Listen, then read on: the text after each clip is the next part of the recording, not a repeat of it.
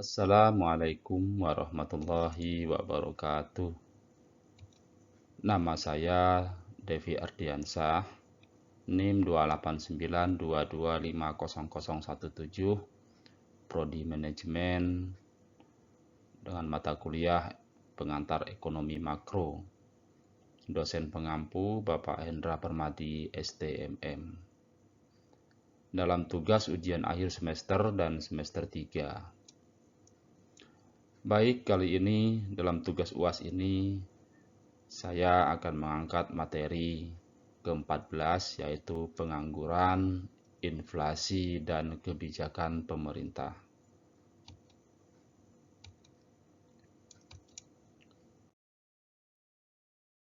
Yang pertama, pengangguran. Pengangguran adalah suatu keadaan di mana yang tergolong dalam angkatan kerja ingin mendapatkan pekerjaan tetapi belum dapat memperolehnya. Dalam membedakan jenis-jenis pengangguran, terdapat dua cara untuk menggolongkannya, yaitu yang pertama berdasarkan sumber atau penyebabnya, yang kedua berdasarkan ciri pengangguran tersebut. Kemudian jenis-jenis pengangguran berdasarkan penyebabnya. Yang pertama, pengangguran normal atau friksional. Pengangguran sebanyak 2 atau 3% dinamakan pengangguran normal atau pengangguran friksional. Para pengangguran ini tidak ada pekerjaan bukan karena tidak memperoleh pekerjaan, tetapi karena sedang mencari pekerjaan yang lebih baik. Kemudian selanjutnya pengangguran struktural. Pengangguran struktural adalah pengangguran yang disebabkan oleh perubahan struktur kegiatan ekonomi. Kemudian pengangguran teknologi. Pengangguran teknologi adalah pengangguran yang ditimbulkan karena adanya pergantian tenaga manusia oleh mesin-mesin dan bahan kimia. Kemudian pengangguran siklikal.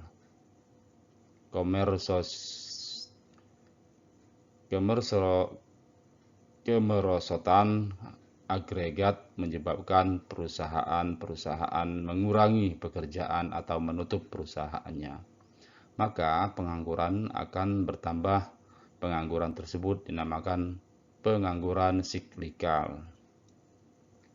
Oke, lanjut.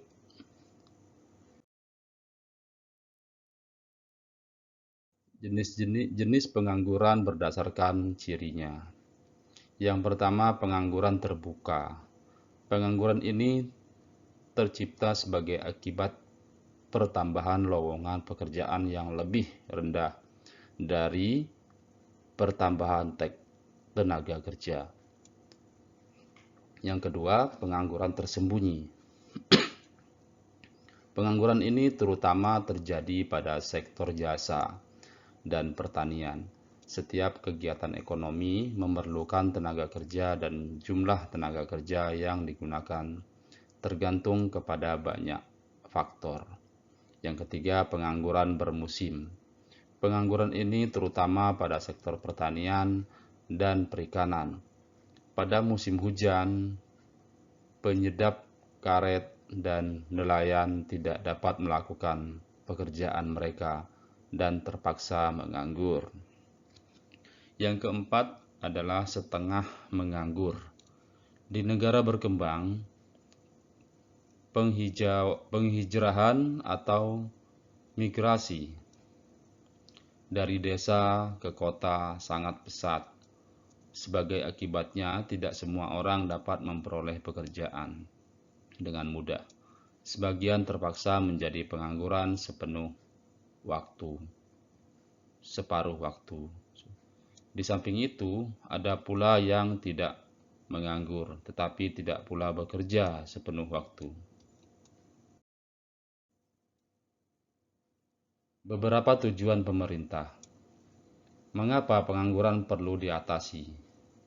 Kebijakan pemerintah untuk mengatasi pengangguran didorong oleh tujuan bersifat ekonomi dan tujuan bersifat sosial dan politik. Tujuan bersifat ekonomi. menyediakan lowongan pekerjaan, kemudian meningkatkan taraf kemakmuran masyarakat. Kemudian tujuan bersifat sosial dan politik, meningkatkan kemakmuran keluarga dan kestabilan harga, menghindari masalah kejahatan, mewujudkan kestabilan politik. Kemudian selanjutnya inflasi.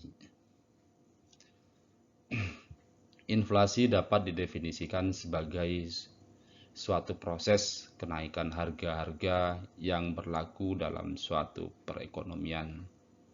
Tingkat inflasi atau persentasi pertambahan kenaikan harga berbeda dari suatu periode ke periode lainnya dan berbeda pula dari satu negara ke negara lain. Inflasi impor.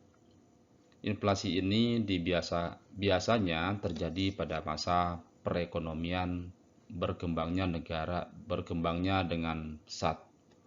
Kesempatan kerja yang tinggi menciptakan tingkat pendapatan yang tinggi dan selanjutnya menimbulkan pengeluaran yang melebihi kemampuan ekonomi mengeluarkan barang dan jasa. Inflasi tarikan permintaan juga dapat berlaku pada masa perang atau ketidakstabilan politik yang terus-menerus. Dalam masa seperti ini, pemerintah berbelanja jauh melebihi pajak yang dipungutnya. Untuk membiayai kelebihan pengeluaran tersebut, pemerintah terpaksa mencetak uang untuk meminjam dari bank sentral.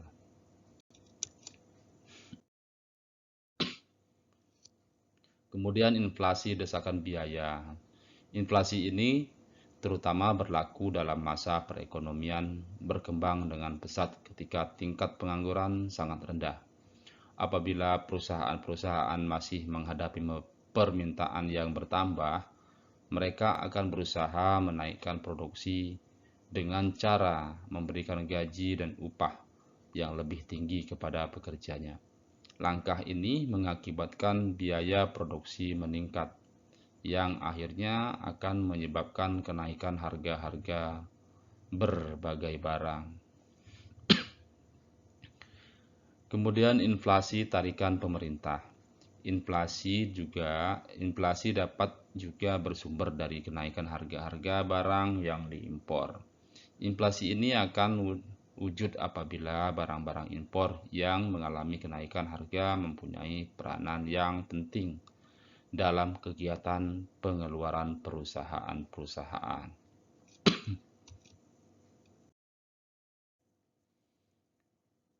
Kemudian inflasi merayap. Inflasi merayap adalah proses kenaikan harga yang lambat jalannya. Yang digolongkan kepada inflasi ini adalah kenaikan harga-harga yang ditingkatkan tidak melebihi 2 atau 3%. Kemudian hiperinflasi. Hiperinflasi adalah proses kenaikan harga-harga yang sangat cepat yang menyebabkan tingkat harga menjadi 2 atau beberapa kali lipat dalam masa yang singkat. Selanjutnya inflasi dan kemakmuran masyarakat. Di samping menimbulkan efek buruk bagi kegiatan ekonomi negara, inflasi juga menimbulkan efek-efek yang berikut kepada individu dan masyarakat. Yang pertama, inflasi akan menurunkan pendapatan real orang-orang yang berpendapatan tetap. Yang kedua, inflasi akan mengurangi nilai kekayaan yang bentuk uang. Yang ketiga, memperburuk pembagian kekayaan. Kemudian selanjutnya inflasi yang berkembang ekonomi. Inflasi yang tinggi tingkatnya tidak akan menggalakkan berkembangnya ekonomi. Biaya yang terus-menerus naik menyebabkan kegiatan produktif sangat tidak menguntungkan. Maka pemilik modal biasanya lebih suka menggunakan uangnya untuk tujuan spekulasi. Masalah pengangguran dan kebijakan fiskal. Efek kebijakan fiskal atau pendekatan Y sama dengan AE. Di sini ada gambar, nanti ada grafik yang menunjukkan efek kebijakan fiskal apabila pengangguran berlaku dan ekonomi perekonomian dan perkembangan mengeluarkan pemerintah sebesar G. Dilakukan untuk mengatasi masalah tersebut, sedangkan yang B menunjukkan efek kebijakan fiskal apabila perubahan itu dilakukan melalui penurunan pajak, di mana dalam menerapkan kebijakan fiskal dapat dilakukan dengan 3 bentuk tindakan. Yang A, mengubah pengeluaran pemerintah saja, B, mengubah pajak saja, dan C, mengubah pengeluaran pajak dan pemerintah secara serentak. Ini grafiknya.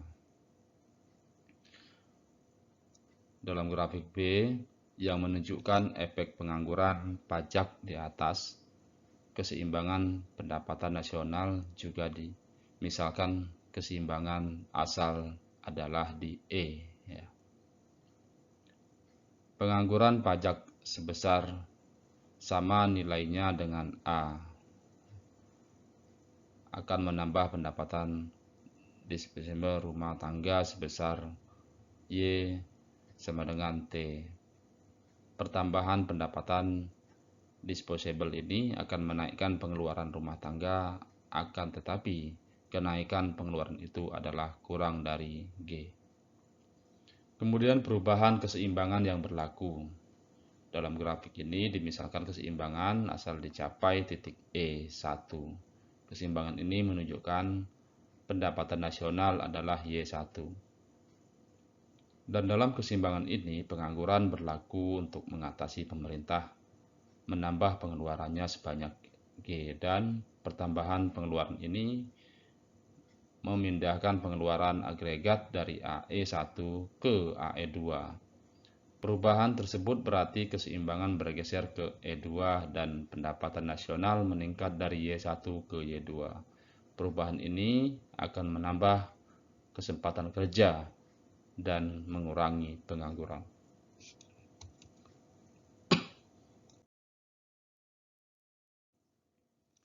Kemudian efek kebijakan fiskal pendapatan analisis. Keseimbangan yang asal adalah di E0, yaitu pada perpotongan di antara kurva AD0 dari AS dalam gambar 10,5 kurva. AS adalah landai, oleh karena dimisalkan dalam perekonomian masih terdapat banyak pengangguran. Pada keseimbangan ini, tingkat harga adalah P0 dan pendapatan nasional adalah Y0. Apabila mengeluarkan pemerintah bertambah banyak, maka kurva AD0 akan bergeser ke AD1. Besarnya pengangguran tersebut ditentukan oleh nilai Y1 dan Y2. Dalam gambar A dari gambar 10,4 yaitu pada harga tetap, yaitu pada P0. Kenaikan pengangguran pemerintah menambah pendapatan nasional sebanyak Y1, Y2. Dan perubahan itu sama dengan perubahan titik keseimbangan dari titik 0 menjadi titik A. Kurva AD1 memotong kurva AS di titik E1. Dan berarti kebijakan fiskal dengan menambahnya pengeluaran pemerintah sebesar G akan menyebabkan keseimbangan pendapatan nasional bergeser ke E1. Keseimbangan ini menunjukkan tingkat harga meningkat dari P0 ke P1 dan pendapatan nasional real bertambah dari Y0 ke Y1. Begitu teman-teman. Kemudian kebijakan fiskal atau kebijakan moneter. Kebijakan fiskal dan kebijakan moneter dijalankan oleh dua pihak yang berbeda. kebijakan fiskal dilaksanakan oleh Kementerian Keuangan dan kebijakan moneter dilaksanakan oleh Bank Sentral. Kedua institusi ini haruslah menyesuaikan kegiatan ekonominya dalam mengatasi masalah yang dihadapi. Kemudian nomor 1, untuk mengatasi pengangguran, Bank Sentral perlu menurunkan suku bunga dan Kementerian Keuangan menambahkan pengeluaran pemerintah yang dapat diikuti pula dengan pengurangan pajak. Langkah tersebut akan menyebabkan kenaikan dan pengeluaran agregat sebagai akibat kenaikan inflasi, kenaikan pengeluaran pemerintah, dan kenaikan pengeluaran rumah tangga atau konsumsi. Kemudian yang kedua, untuk mengatasi inflasi. Tindakan yang perlu dilakukan Bank Sentral adalah mengurangi penawaran uang dan menaikkan suku bunga. Kebijakan moneter ini akan mengurangi investasi dan pengeluaran rumah tangga atau konsumsi. Seterusnya, Kementerian Keuangan perlu mengurangi pengeluaran dan menaikkan pajak individu dan perusahaan. Langkah tersebut dapat mengurangi pengeluaran pemerintah dalam investasi dan mengurangi pengeluaran rumah tangga.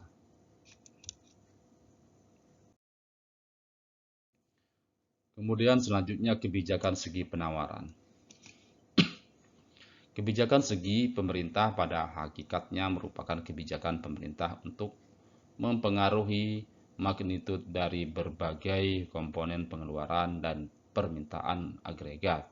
Sedangkan kebijakan segi penawaran adalah langkah-langkah pemerintah yang bertujuan untuk mempengaruhi penawaran agregat. Kemudian dari satu analisis dapat disimpulkan bahwa kebijakan segi penawaran sangat efektif untuk mengatasi pengangguran, karena di samping memindahkan AS juga dapat memindahkan AD pada kurva tadi. Dan pada masa yang sama, tingkat harga dapat distabilkan. Pertumbuhan ekonomi juga lebih besar.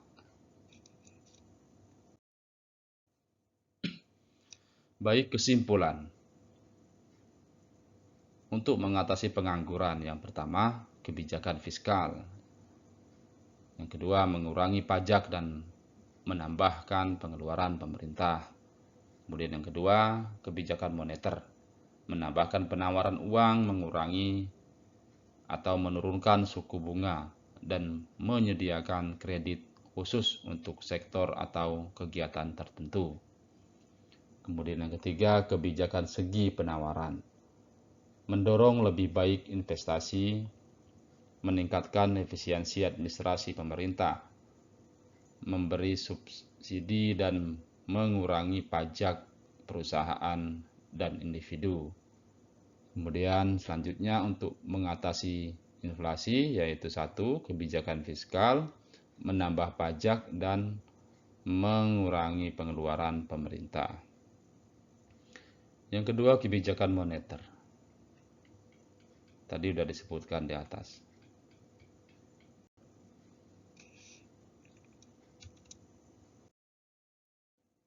Oke, terima kasih. Sekian presentasi dari saya. Mohon maaf apabila ada kesalahan baik kesalahan tulisan maupun kesalahan kata. Saya akhiri. Wassalamualaikum warahmatullahi wabarakatuh.